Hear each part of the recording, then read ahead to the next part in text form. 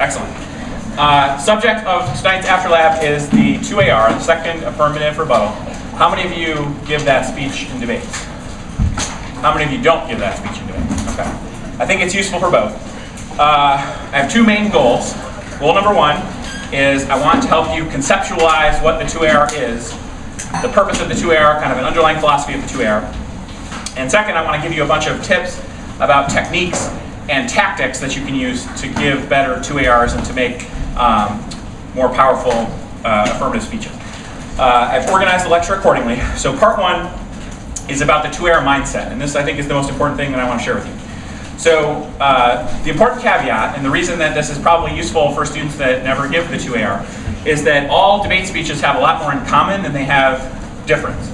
From your perspective as a student in debate, you think, oh, there's dramatic differences between giving the 1AR and the 2AR, or giving the 2NR and the 2AR, or whatever. And there are differences, but for the most part, the things that make a speech good in a debate are the same no matter what that speech is. So a good debate speech is well organized. A good debate speech is clearly delivered. A good debate speech has complete and persuasive arguments. A good debate speech responds to opposing arguments. A good debate speech connects with the judge. Most of the things that make a 2AR an excellent debate speech are the same things that would make a 2NR an excellent debate speech, or a 2NC an excellent debate speech, etc. But there are obvious differences between the 2AR and other speeches. Most notably, it's the last one, and so that creates a lot of important differences. So it's the only one that has strategic certainty. It's the only one where you know, as the 2A, everything that has happened in the debate. No other speech knows everything that has happened in the debate. It's also the only one that is the initial thing that the judge will be thinking about when they sit down and start deliberating about their decision in the debate. So it's the only one that has a chance to shape, consciously or unconsciously, the way the judge begins their deliberations in determining who wins the debate. So it is important, and these differences are relatively important, and I think they require a different mindset about giving the 2AR. And so what do I mean by that? This is sort of maybe counterintuitive or maybe challenging, but I believe that the 2AR is properly considered part of the judge's post-round deliberation and not part of the debate. I think the 2AR is best considered, or properly considered, part of the judge's post-round deliberation and not part of the debate. In other words, what I mean by that is the 2A should assume that when the 2NR ends, the debate is over, the judge deliberates, the judge votes negative, and the judge explains to both teams why the judge voted negative. And the purpose of the 2AR is not to defeat the 2NR or respond to the 2NR, but to respond to that judge's decision. Putting that a different way, the 2AR's job is to convince the judge to change their mind and reverse their initial decision. In order to do that, the 2AR has to convince the judge that voting AF is better than voting neg, and they have to provide the judge with the reasoning and the arguments and the framing and the language they would need to issue that reversal and justify it to the other team. I think this is a radical proposition, and if you think about it like this, it totally changes the way you think about the 2AR. Your job in the 2AR is not just to defeat the 2NR. That is not, in fact, really any of your job. Your job is not to just make your arguments and hope the judge agrees.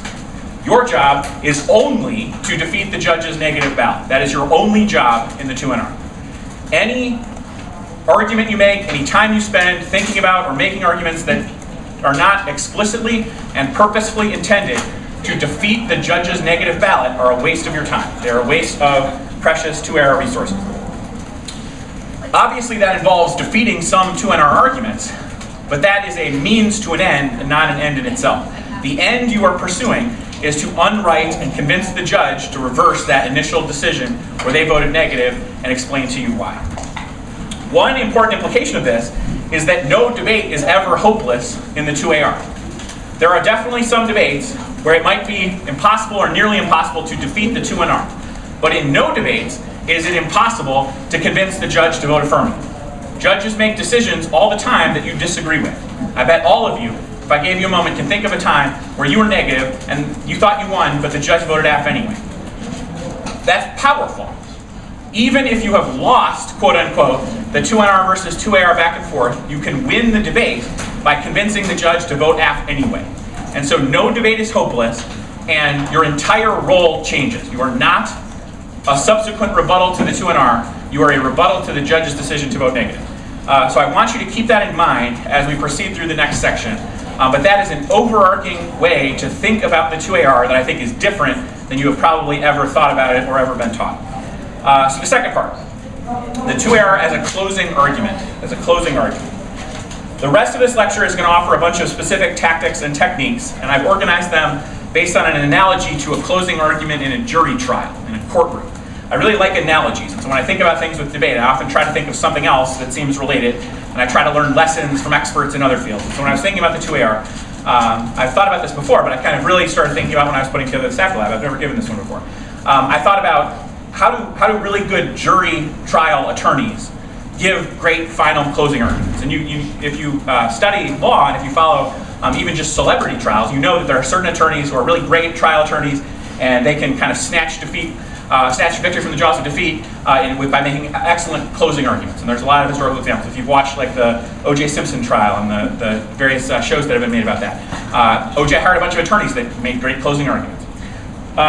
In thinking about the 2AR, I tried to think about, okay, what do good trial attorneys do in their closing arguments? Because the closing argument is really what the 2AR is. It is the debate's closing argument. It's the final argument presented to the judge instead of the jury, but a lot of things are in common. And so I read a bunch about it, and I found this one article that I thought was really insightful, and it was on the American Bar Association website. It's by two attorneys from Los Angeles.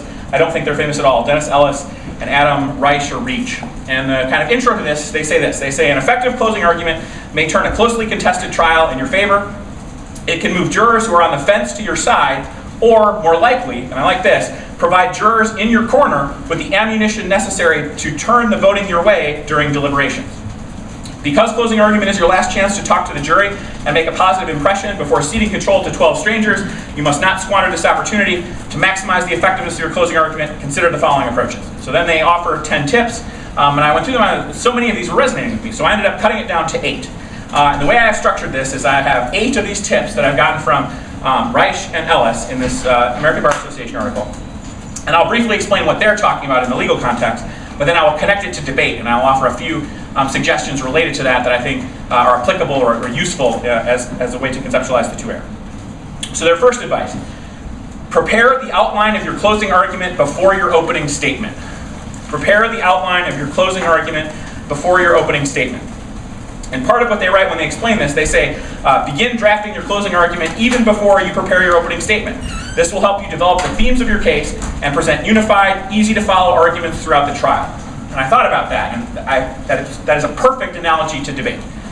The first point under this, AF strategy outweighs 2AR tactics. AF strategy outweighs 2AR tactics. All arguments, all speeches in a debate are shaped by the rest of the debate, the context of the debate. The best 2ARs are mostly just a product of excellent AF strategy and excellent AF execution in earlier speeches. So the pieces kind of fall in place, and then the 2AR is excellent. More good 2ARs are a product of that than just pure exceptional 2AR delivery or whatever. The 2AR exceptionalism is rare. It is rare that the affirmative has a bad strategy or they've made mistakes earlier in the debate and they still give a great 2AR. It's possible, but most of the things that you can do to win a debate are not in the 2AR. Most of the things you can do to win an affirmative debate are in the selection of what affirmative you are reading. It's in the design of the 1AC. It's in the research and the preparation for your 2AC blocks and for your cross-ex responses and to your cross-examination strategies against the 1NC. It's based on practice and argument choice in the 2AC and 1AR. Most of the way to win an AF debate is not in the 2AR. So if you do a lot of things wrong, if you have a bad strategy, you have a bad case, you've made mistakes earlier in the debate, you shouldn't spend a lot of time being like, all right, given all of that, how can I still win with a 2AR? That's not a very good way to approach the debate. A better way to approach that is, okay, this 2AR seems hard, let's work backwards and try to put ourselves in a better position for the next 2AR. So the way you should think about the 2AR is, if we've done everything else right, if we have strategized well, if we have made previous speeches well, if we've cut good evidence and done the preparation, in that context, how can I give the best possible 2AR? And so that's the better way to think about any of these individual speech things. One of the reasons that I've never really done an individual speech thing before is that when I talk to students, a lot of what you want is like, all right, I'm not prepared, I don't really know anything, we're not working very hard, how do I give a great 1AR? And it's like, well, you can't. Like, no. Like, just setting aside, I don't know what I'm talking about, I'm unprepared, I don't have good evidence, we haven't spent any time thinking about strategy, how do I give a good 1AR? Like, how much time should I spend on the case? It's like, that is an unanswerable question, because your problem is not with the 1AR, it is with debate. You are not an effective affirmative debater.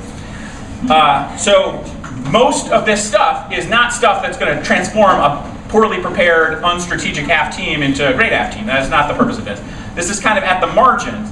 If you've done everything else right, how can you give an excellent 2AR? So that's how you should think about the rest of this, and that's why I put that first. Next thought under this. Use the shape of the debate to your advantage. Use the shape of the debate to your advantage. So debates have a shape, and I do an activity about this. I have a YouTube lecture called, I forgot what it's called. It's about like strategic awareness, situational awareness, I believe is what I called it. Where you can see the slides about this. If you haven't watched that would be a good one to watch. But the thing that we immediately, I think most debaters immediately understand is there's this 1AR, and it comes after the negative block, and so the 1AR is hard, because it has 5 minutes to answer 13 minutes, so that's hard.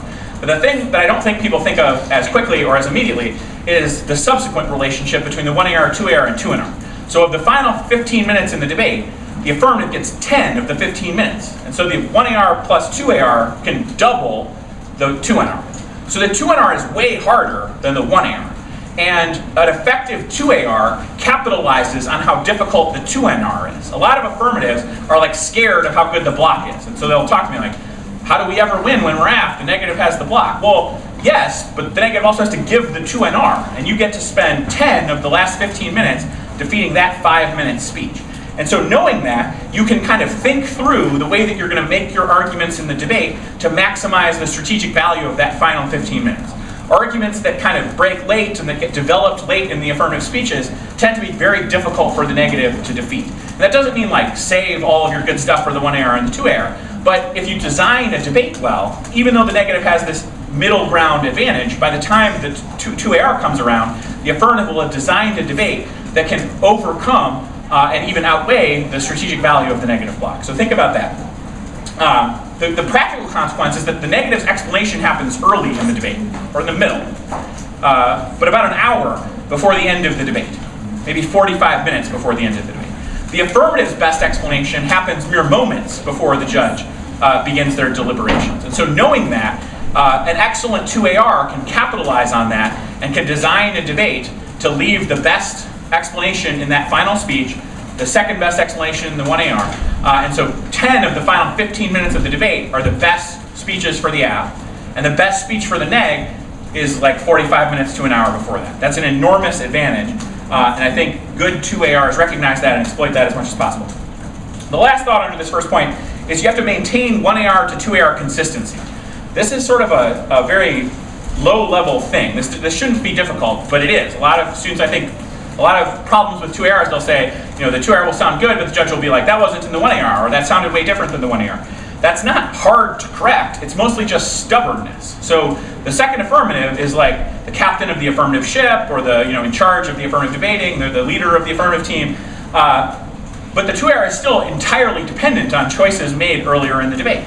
So you have to give a 2AR based on the debate that actually occurred, not based on the debate that you wish had occurred if you could have given all of the speeches. So if your partner in the 1AR gives a speech where they make certain choices and extend certain arguments and don't talk about certain other arguments, you have to debate in that context. You can't just imagine, well, if I had given that 1AR, it would have been way better, because I would have been able to speak for 30 minutes apparently, and I would have been able to say this and this and this and this and this and this and this, and I never dropped anything, and I would have so much good explanation. I would have read 30 cards. Then we would be in such great position. So I'm just going to imagine that that's what happened, and I'll debate as if that happened. I will just ignore the shortcomings of my partner. That is a terrible way to approach the 2AR. You have to give the 2AR on top of and building upon the previous AF speeches, and we'll talk more about that later. But a 1AR did happen, and it's not a figment of your imagination, and so you should not pretend that it was better than it actually was, and you should not think that, oh, I disagreed with that 1AR, so therefore I'm just not going to win this debate because I don't want to extend those arguments. Or I didn't like those 1AR choices, so I'm just going to kind of like veto them and try to undo them in the 2AR. No, those 1AR choices existed. If you want to change them for the next debate, change them for the next debate. But for this 2AR, make those 1AR arguments as good as you possibly can and prove that you can win the debate with that set of arguments. Most of the time, the 2AR could do this, but chooses not to for stubbornness and just sort of silly, childish reasons. Point number 2, condense your argument. Condense your argument. I like this one too. Ellis and Reich say, like a conclusion in a brief, your closing argument should present a concise summary of your argument and state your desired relief, marshal the evidence, and summarize how it supports these conclusions. That's exactly what we do in a 2AR. It's exactly what we do with the 2-error. So first point, begin with a comparative ballot. Begin with a comparative ballot. I shouldn't have to say this, but I do. And even after I say it, you won't do it, and I don't understand. The beginning of your speech should tell the judge how and why to vote affirmative. This has to be comparative. It has to be about the judge's decision, not about the arguments in the debate. Starting your speech with, we have a big advantage. Moving on. They have a little disadvantage. Beep, beep, beep. I rest my case. That is a terrible closing argument. That's not a closing argument at all. Beginning the speech. They are terrible. They've dropped many things. Moving on. We are not terrible. We are great. We have great cards. You should read them all. We have a perm. We have a solvency deficit. We have an impact. We have so many things. Let me list them. Some of our cards are kind of good. Some of them might not be, but it doesn't matter. I rest my case. That is not a 2AR, okay? That is not a comparative ballot. The judge should have to do no work at all. They should have to put no thought into it at all to vote affirmative. You should give them exactly what they should say when they say, all right, I'm ready. I voted affirmative. Blah, blah, blah, blah, blah, blah, blah. That should be what you told them to say. Exactly what you told them to say. And I don't mean that metaphorically. I mean, you should literally tell the judge what they should say when they announce that they voted affirmative. Not only that, you should literally tell the judge what they might be thinking they should say if they announced a negative decision. So you should say, you might consider voting negative because ... And that has some merit. I can see why that would be appealing, this and this. However, voting affirmative because this, and this is a better decision than voting negative because of this and this, because ... That is what you do at the beginning of your 2AR. When you are doing that, you should minimize jargon. You should use plain language. You should clearly lay out the stakes of the debate. Judging is very difficult. Judging is confusing, and it's easy to get lost in the details. If I was defending the DREAM Act affirmative, for example, I would not say the plan this, and that. I would not say that this had this, and that. I would say dreamers should not be deported. Deporting dreamers to avoid a small chance of an wage deflation is a bad decision. Now I could see why you might vote negative on letting dreamers not get deported lowers wages a little bit for other workers. I see how that could be important. But that's not as important as not deporting dreamers, because that would be catastrophic for our economy, or that would be immoral, or that would devastate our military or whatever. But say what the actual stakes of the debate are. Don't dress it up in debate language. This is your chance to level with the judge and let the judge really work through the arguments with you, okay? Philosophically, a lot of times the app is the more hopeful team. The app is trying to convince the judge to vote for something, and the negative, just by the way the debate works, is trying to get the judge to vote against something. So use that to your advantage by clearly laying the stakes out, and by using as plain language as possible. I have a long, complete lecture about this on my YouTube channel called Judge Psychology. If you haven't watched that one, I would encourage it. Next point under this, set the agenda, don't follow it. Set the agenda, don't follow it. You are giving a 2AR. Whose decision is it about what is important? It is your decision. It is the 2AR's decision. It is not the 2NR's decision. Sometimes it makes sense to agree with the 2NR about what is important and just debate within that understanding. But many times, the things the negative thinks are important in the 2NR are things you don't think are important. And indeed, they are things that if the judge thinks they're important, you're going to lose. So you decide what the important issues are in the debate. You decide what the judge should be thinking about. You decide what the ballot choice should be. They don't get to decide. So the 2AR is not a line-by-line refutation of the 2NR. It is not just, all right, they said a bunch of stuff. I disagree with the first thing. Also, I disagree with the second thing. Oh, look at that. I disagree with the third thing. Their fourth thing, let me think. Disagree. All right, the fifth thing, definitely disagree. Okay, now moving on to their next position. Whoa, more disagreement. Let me just explain all the disagreements that I have. That is not a 2AR. That allows the negative to entirely decide what the debate is about, even if you won all of your disagreements. As a judge, I might still vote negative, because the negative understood the big picture of the debate. The negative gave me a reason to vote negative, and all you said was, no, I didn't agree, no. You didn't give me a comparative ballot. Last point under this one, choose. Choose. You only have to win once. There is no point in keeping your options open in the 2AR because there is no subsequent debate. None of your arguments can be dropped because there is no negative response. So refusing to choose is just choosing to suck, right? It's choosing not to give the judge a well-developed reason to vote F. It's basically saying, this is hard, I have many choices, I'll just let the judge decide. Letting the judge decide is basically just foregoing your responsibility. It's as if in a closing argument in a trial, I was an attorney, I was defending one of our students, in a criminal trial, and I got up and I was like, this is complicated.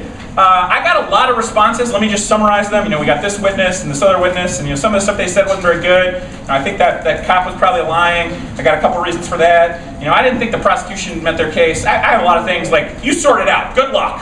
All right, I'm going to the bar. Good luck, client. All right, you would be terrible. You would get disbarred, right? Your job is to figure out what the closing argument is. It's to figure out how are you going to win the debate.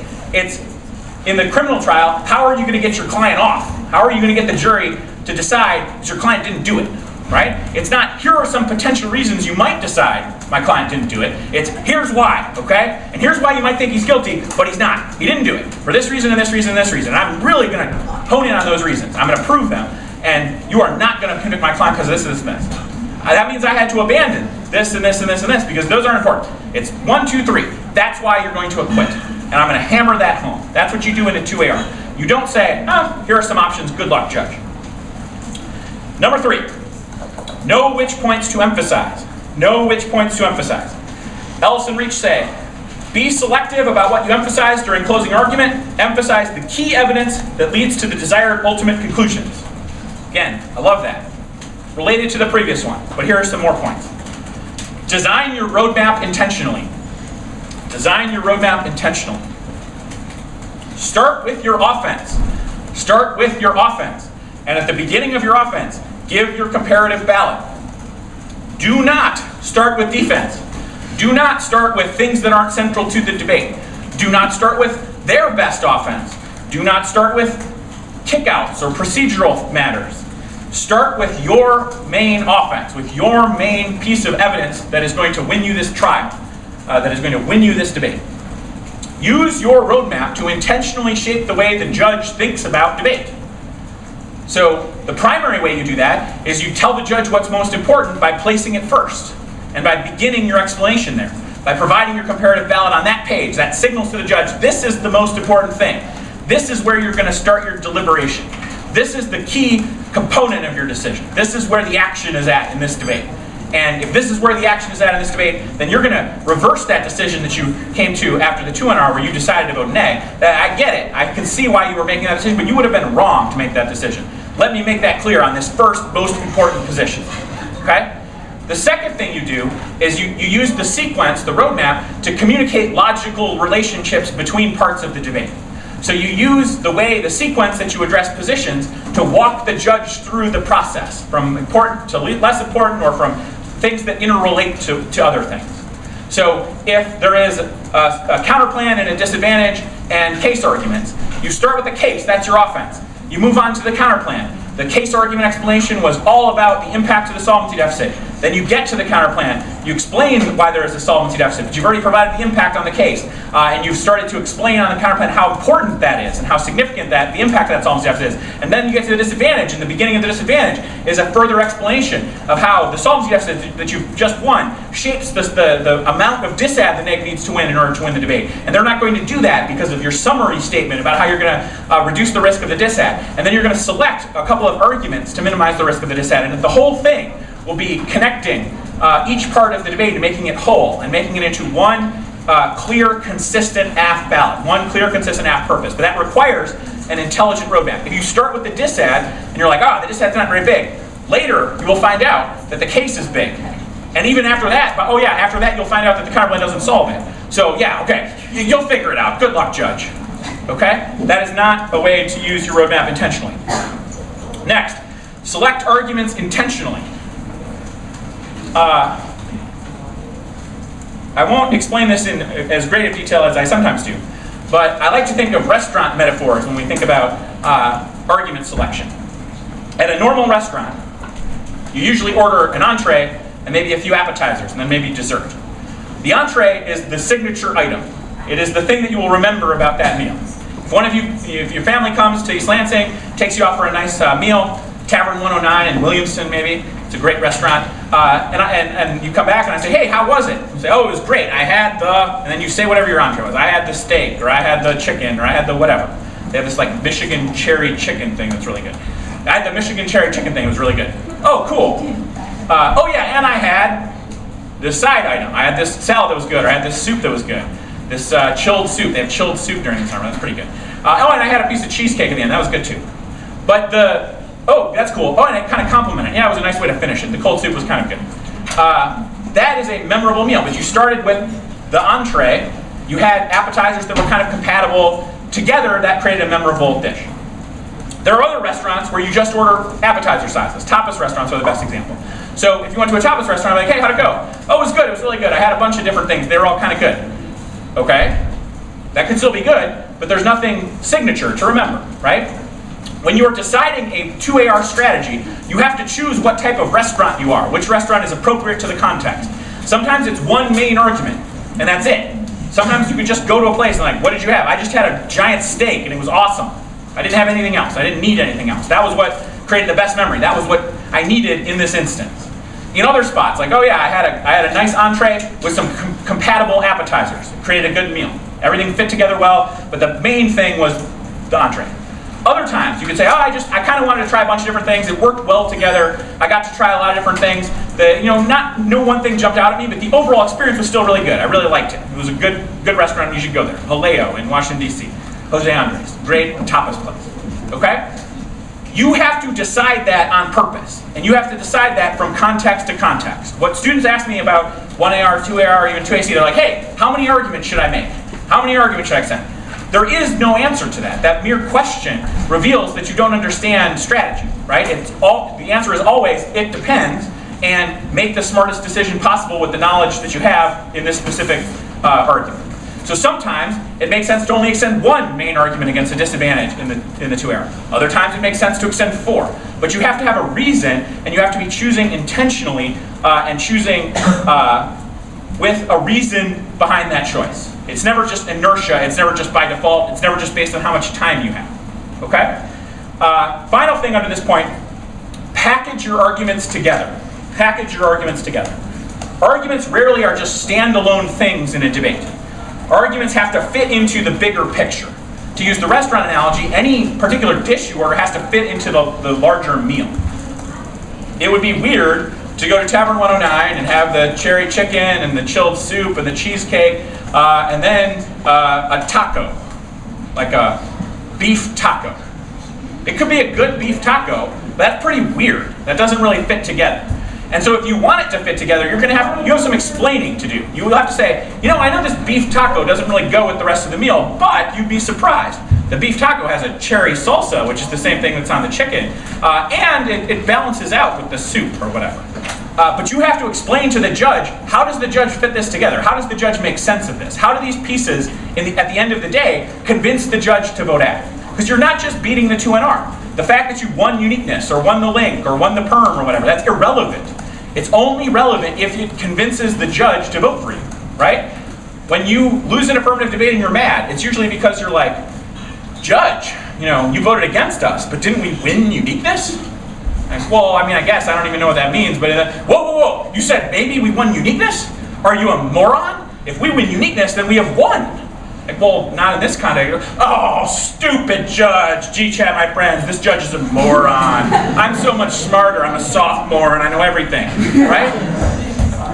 Your job is to package arguments together so that the judge understands the context, so the judge knows what to do with those pieces. The judge doesn't make that decision for you. You make that decision, and then the judge just agrees with you and shares your opinion about things. The judge will say in that spot, it was kind of weird how they extended this argument, but they said why, and that made sense. Typically this wouldn't have made sense, but here it did. This argument, it's a little weird, but it was kind of good. I liked it. I liked how they did that. That's what you want the judge to think. Not, I really have no idea what you were doing there. It seemed like you were just sort of grasping at straws and picking things randomly. Like, did you order this meal based on like picking lottery tickets or whatever? Like, I'll have the number 2. and the number 7 and number 18. Oh, surprise! This is going to be weird. That is not a good way for the judge to be thinking about how you selected your arguments. So, for example, I sort of used this already. Never explain the case and then the solvency deficit to the counterclaim. The case is only relevant in that 2AR insofar as it is an impact to the solvency deficit to the counterclaim. So like, our plan really solves a lot and our case is really big. Irrelevant, completely irrelevant. A waste of words. Instead, even if the solvency deficit is relatively small, and I know it is, but I think it's a little more than the neg thinks it is, but I know it's not huge, but there's something there. There's a solvency deficit. The impact to that is really big, right? The impact to that is this and this. Like, I know it's not the whole case, but it doesn't need to be, because even a small part of our case is really significant. And in context, that's a bigger risk than the disad, because there are some problems with the disad. And this solvency deficit interacts with the disad. It turns the disad, or it takes out uniqueness for the disad, or whatever. But here's how the pieces fit together. And if the pieces fit together like I'm saying they fit together, AF. And here's how you vote AF. Remember my overview. And if they don't quite fit together like I said, and I understand that, maybe this one doesn't quite fit, or maybe I'm being too generous with my arguments here, or maybe they've won more here, you should still vote AF. And here's how. And I know you might be thinking about voting neg, and this is what you would probably say, I get it, but that would be wrong because this, right? That is how you put arguments together, and that's how you win close debates in the 2AR. Number 4, do not ignore problems. Do not ignore problems. Ellis and Rice say, it's foolhardy to ignore problems or bad facts. Do not act like an ostrich with its head in the sand. Identify and explain away problems for your case. But remember that while you need an answer for bad facts, it is important that you do not spend too much time with such subject matter because it may cause the jury to attach undue importance to such information. What a great piece of advice for the 2AR. So as a debater, be realistic about your arguments. This isn't just a 2AR thing, this is an every speech thing. Admit shortcomings. If you ignore shortcomings or deny obvious shortcomings, when the judge then identifies that shortcoming, it feels like, oh, gotcha. I found you messed up. Of course, this is a shortcoming. This isn't as good as you said. The other side said you messed up here. I agree, you messed up here. You said you didn't, but you did. I got you, right? That's what the judge wants to do. By acknowledging it, you can shape how the judge understands it. So instead of saying, our card is hot fire, read after debate, Raffle copter, like I'm texting you in real life or whatever that you do, to make up for the fact that your card is weak. Instead say, I know this card is not A+, and I know this is one way you could read the card, but I think this card establishes the proof that we need to win our argument. And remember, we're not comparing this card to a perfect card in the abstract, we're comparing it to the negatives argument. And let's talk about some of the weaknesses of the negatives evidence. Let's talk about some of the logical holes in the negatives argument. In that context, I think our evidence is pretty good. Now, I'm not saying it's great, and when you read it, you're going to immediately realize, like, yes, it's talking about Canada, but that doesn't mean that it's wrong or that it doesn't apply in this context, and they don't have any better evidence to disprove that claim. And this argument of Canada does make sense. Here's why, and here's why, and here's why. Now, I know that you might think it doesn't because of this, but that would be wrong because ... That is debating. Or it's not about Canada, it's hot fire, like a garbage fire, except a good one. That's not debating, that's just lying, and lying will eventually be revealed by a competent judge. Next, when the 2NR makes a connection, counter it. When the 2NR makes a connection, counter it. I call this counter connection. I think I got that from Carly, maybe, I don't remember. But if the 2NR starts with like, the 1AR really dropped the ball by dropping the turns case, this is game over, debate is a technical game, they have lost, woo! Right? Don't just let that go, say something about it. And don't just be like, no, we didn't, contextualize. The 2NR started with a strong accusation of a technical drop, but they have way overestimated the importance of that argument in the larger context of the debate. And in fact, in their zeal to criticize my partner and then say their name, who I thought gave an excellent 1AR, by the way, they missed several important big picture things that will cost them the debate. ... Oh, all of a sudden that sick burn is not so sick. Now it's like a sickness that's going to cause them to lose. Right? They're sick with losing disease. If you just let it go, then the judge will remember it, and the judge will be like, yeah, I just remember. The 2NR like was real loud, or the 2NR like had a good point about something, and so that shapes the way the judge deliberates. If the judge enters their post-round deliberation with that in mind, then that will consciously or unconsciously shape the way they think of the debate. If you counter that connection, all of a sudden you are controlling, consciously or unconsciously, the way the judge is approaching their deliberation over the debate. Final thing under number 4. Be more generous to their arguments than to your arguments. Be more generous to their arguments than to your arguments. It's good to realistically assess arguments and realistically treat arguments. That's what we already said. But if you're going to err, if you're going to kind of misvalue arguments or misassess arguments, it is much better to err on the side of giving too much credit to your opponent's arguments and too little credit to your own arguments than the opposite. If you give too much credit to your arguments and too little credit to their arguments, you will lose. But if you give too much credit to their arguments and too little credit to your arguments, you can still win, and the judge will almost feel like, yeah, I mean, you won by more than you thought. Great. By doing that, you're kind of shaping the bar. You're shaping the standard that the judge will hold you to. So if you start a rebuttal with like, we're going to win 100% of our case, and they're going to win 0% of their dissad, lols, it's auto-ath, try or die, raffle copter, broom broom, or whatever you say. It doesn't make any sense. And the judge is like, well, you won 90% of your case, and they won 5% of their DA. I guess the neg won. Right? Because you were wrong. Like, you said you were going to get 100 and 0. They won the case and won the dissent. So I guess neg, right? That was all your fault. But if you were like, we're going to win a moderate risk of our case, and they're going to win a moderate but slightly less risk of the dissent, then the judge might be like, well, I mean, yeah, you won moderate or like even pretty good. And maybe they won moderate. That's generous. But they kind of modest. Maybe is a better word for how much they won. So yeah, you won. You won by even more than you said you won. Great. Then the AF wins. So, too many 2ARs assume a strategic position that is totally unrealistic or one the judge is never in. If you were going to win 100% and 100% case, 0% DA, and you said we're only going to win 80% case and they're going to win 20% DA, no judge is going to be like, oh, I guess I voted neg then because you were wrong. The judge is still going to vote AF. And if you said 80%, 20, and the judge was like, actually you won 100, and 0, the judge isn't going to be like, haha, you were wrong, so I voted nay. You won 100% of your case and 0% of the day, so I voted nay. So what's the cost? Why do you even bother telling the judge how to decide a debate that is super obvious? Like if you really want 100% 0 or like totally no link or something, then of course the judge knows how to decide. So instead, be generous to their arguments, be more critical of your arguments, less generous to your arguments, and make a realistic comparison. Number 5, use the evidence. Use the evidence. So Ellis and Reich say, use whatever evidence was presented at trial to your advantage. Do not paraphrase documents or reference witness statements. Instead, quote them. Highlight the key points of the trial and give favorable jurors the material that they need to win arguments during jury deliberations. Use the actual admitted evidence to lend credibility to your closing arguments. A passing reference to what the evidence has shown may cause the jury to question the accuracy of your statements. I read this one and I was like, whew, that's so good for debate. So good. First point, resolve arguments, don't just cover them. Resolve arguments, don't just cover them. We've talked about this, but there's no value to keeping your options open. Your only job in the 2AR is to resolve the debate. It's not to just keep the debate alive or to cover the debate or keep the debate going. There's no more place for it to go.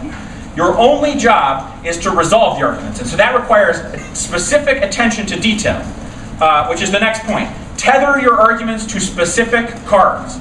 Tether your arguments to specific cards. Everything you say needs to be provable with a specific card or cards, and not just cards in the abstract or a card in the abstract, but a specific quote or a specific line or a specific paragraph or specific grounding or argument from a card. If you just say, our cards say this, or that's all of our cards, or whatever, as a judge, just like as a juror, I'm skeptical. Because if you really had this good evidence, why didn't you tell me what it was? Why didn't you tell me what to read? Why didn't you tell me which lines prove that? Why didn't you talk more about where this evidence came from? When it was read? Who's it from? Explain the context. Explain your evidence more. What are you talking about when you say, our evidence proves this, or our evidence proves that? What evidence? What evidence are you talking about? What does it prove? How does it prove that?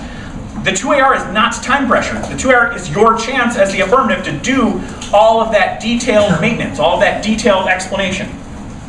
It helps to have a document that you have pre-prepared that has all the important cards and has like a different color of highlighting of really important things, or it like has some notes about like, all right, if you need to find the support for this, it goes here. And that can go into your post-round document. You can basically decide what your post-round document looks like before the debate, and then just delete the stuff that's not relevant to the particular debate. But have that and be very specific. There is no excuse to not do that other than, that felt hard. But if that felt hard, that just means you're not putting in the work required to win and to be an excellent 2AR. Last point under this section, debate evidence sets, not just individual cards. Debate evidence sets, not just individual cards. Judges don't usually call for only one card on an issue where multiple cards were read. So shape which cards the judge will read and make top-level comparisons between sets of cards. So in general, our evidence is better than their evidence in general because, in general, this is what our evidence is. This is the context of our evidence. Their evidence doesn't have that. Or the best single card on this issue is this one, and here's why, and that's our card. Or given our evidence, they would need a card that says this to answer that, and they've got a bunch, but none of their cards meets that standard. Number 1 doesn't. Number 2 doesn't. Number 3 doesn't. Number 4 doesn't. Anticipate ways that the judge could read evidence differently and explicitly instruct the judge about how to read them in your favor. So here's the card you should read first. When you read their evidence, keep this in mind. Or read our card first, and then read their evidence with this question in mind. Do any of their cards answer this argument? Do any of their cards take into account this factual thing that we have read evidence about? We think their evidence is wrong about that. Do they have any evidence to support that part of their argument? Number 6, cast yourself as a steward, not an advocate. Cast yourself as a steward, not an advocate. Ellis and Reich say, convince a jury that despite serving as the attorney for one side, you are merely a steward of the facts who is searching for the truth. If at the end of your closing argument the jury believes that you presented evidence as objectively as possible and told the truth, rather than pursued a contrived agenda, you are more likely to receive a favorable verdict. What an excellent quotation.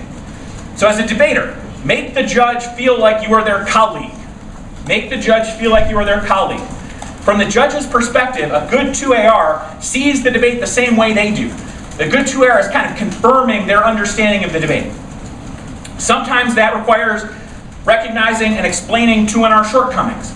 Sometimes that requires explaining and accepting 2NR strengths. Sometimes it requires recognizing that the debate is complex or nuanced, or that there's unanswered things, or there's shortcomings on both sides. A lot of times it does. This is why the best second affirmatives tend to become the best judges, because they really can think more like a judge than any other speaker in the debate. Because they're the only one that gives that speech that's really the post-round speech. It's not really in the debate. It bridges the gap. It's in the debate, technically, but it's really out of the debate because it does not require or invite a response. Next, answer the best version of the 2NR. Answer the best version of the 2NR. We've talked about this, but you'll naturally want to minimize their arguments, to caricaturize their arguments. Resist that urge. This is why you want to say they dropped stuff. You want to say all their evidence is bad. You want to say they really messed up. Maybe, but then you're going to win anyway. Assume they didn't. Assume that things are better for them than you thought. But do point out the shortcomings of the 2NR. It's kind of awesome that the 2NR is a post-round speech because you can be critical of all the things the 2NR wasn't able to do. They didn't provide a comparative ballot. They didn't complete their arguments. They didn't compare enough. They didn't put the pieces together. They didn't fully explain something. They didn't read a card to fully substantiate an important part of their argument. Say what they would have needed to do, but that they didn't do. And in that way, you're just kind of giving the judge a way to look at the 2NR and interpret the 2NR and then vote at. Trace the development of important arguments. So explicitly explain to the judge what happened. So we said this, and they responded with this. We had a couple responses. Then they just sort of repeated that claim again. And so here we are. These are the arguments on both sides. Here's why our side won. The judge is going to have to do that for themselves when they deliberate. If you do it for them, you control how they think about the debate. It's amazing. You can walk them through the debate. Then they don't have to. They'll be appreciative. But they will have walked through the debate in the same way you did. Now, obviously, you can't lie. But just kind of slightly explaining the arguments that kind of in a way that you think about the debate, they'll just latch onto that and they'll agree. Number 7. Identify integral jury instructions and discuss any special verdict form. This one's kind of cool. Identify integral jury instructions and discuss any special verdict form. Ellis and Reich say it's important to highlight key jury instructions during your closing argument. Focus on any burdens of proof. At the same time you are discussing jury instructions, you also should discuss any special verdict form and how the jury and show the jury precisely how they should fill it out. This one's cool. So explicitly and implicitly litigate admissibility. Admissibility. A big hot button issue in the 2AR. People ask me, how do you deal with new 2AR arguments? How can I make them? How can I prevent them from making them? It's complicated. Most importantly, if it's important, just say it. The consequence of saying it is better than the consequence of not saying it. If you don't say something important, you have lost. If you do say something important, maybe you will win, or maybe you will lose. But at least you had a chance, so say it. But don't make new arguments or different arguments unless you need to. Don't flaunt it, and don't do it needlessly. Here are some tips. You can use tracing to kind of fit an argument into the overall context of the debate. So this happened, and then this happened, and this happened, so here we are, and this is why our side won. Oh, well, that's kind of a new argument, but it traced the debate. That was part of the debate. Characterize new arguments as responses to something they have said. So they say this, but answer. And that answer is new, but it's a response to what they just said. Whenever criticisms of the 1AR arise, mention your partner by name. It's much better to say, Jack or Christine or whatever the name of the person is, instead of just saying the 1A. The 1A is dehumanized. Jack or Christine or whatever, then it's easy. It's harder for the judge to be like, oh, the 1AR was bad, I voted neg because the 1AR was bad. Because that's now a person. So use the name. That helps a lot. It's weird. Draw connections to cross-sects. So something important happened in the cross-sects. Trace back. And so here's where we are. And then explain your argument. Maybe that wasn't really in the 1AR, but it was in the debate. It was in the cross-sects. It's an important argument. It became more important than the 2NR, so now I'm making that argument. Sometimes you can acknowledge, okay, I realize this is a new development, but argument, argument, argument. Other times, you just kind of massage it. You nuance it. Next, provide some RFD talking points. It's really hard for judges to make decisions. The opening comment was, write them a comparative ballot. You can do even more than that. You can give them something to compliment the other team about. You can say, here's something the negative did well, but still vote F. You can give them something to criticize you for. Here, I know you're going to vote F, but we did mess this up, but you're still going to vote F. And give them something to criticize the other team for that is essential to the ballot. That's the obvious one. So you could have voted neg, but this part was missing, and so you couldn't. So you should tell the negative that. Number 8, last one. We'll do it short. Do not read your closing argument. Do not read your closing argument. Ellis and Reich say, your closing argument should be fluid and somewhat conversational. The jury needs to perceive you as loose, confident, and convincing. If you read your closing argument, jurors are not likely to form a strong bond with you. They may distrust you, find you too rigid, or simply tune you out. So lesson number 1 for you is slow down. The 2NR by nature has to be fast, very rushed. The 2AR can make a powerful contrast by just slowing down and being more relaxed and composed. That just looks better. It looks like you're in control of the debate. Speak to the judge, not at the judge. Minimize as much as possible your laptop. If you can give a 2AR just off your flow, that's great. If you can give it with just a computer that you reference a few times, but mostly you're looking at the judge, you're gesturing, you're making eye contact, you're really connecting, that's better. Perform credibility at all times. So throughout the whole debate, the 2A's credibility shapes the way the judge interprets the 2AR. If you seem like you have it together, you know what you're talking about, you're calm, cool, collected, relaxed, in charge, the judge is more likely to accept the things that you say in the 2AR. If you feel like, or make it seem like you're losing, then the judge is more likely to vote against you. There's a lot of little things that go into this. I have a bunch of this in my judge psychology lecture, so I'm not going to repeat it. And then the last thing is finish with intention. The last thing you say in the 2AR should be scripted in advance. And it should be the thesis statement again, but a shorter version. An important argument that you want the judge to have in their mind when they begin their deliberations. And you should write it out before the speech and deliver it with enough time remaining that you finish well before the timer goes off. I think the 2AR should routinely finish with 10 seconds left before the timer goes off, or 15 seconds. It's not that you want to only give a 4-minute speech, but you do not want to seem like you ran out of time. You do not want to seem like it was tough to get everything into 5 minutes. You want to seem like you got the job done and you finished extremely strong. So I will give you an example. The 2AR is not a speech in the debate, it is a speech after the debate, and it is the best speech because it is the only speech that you can use to convince the judge to reverse their decision. That's the end of the afterlap.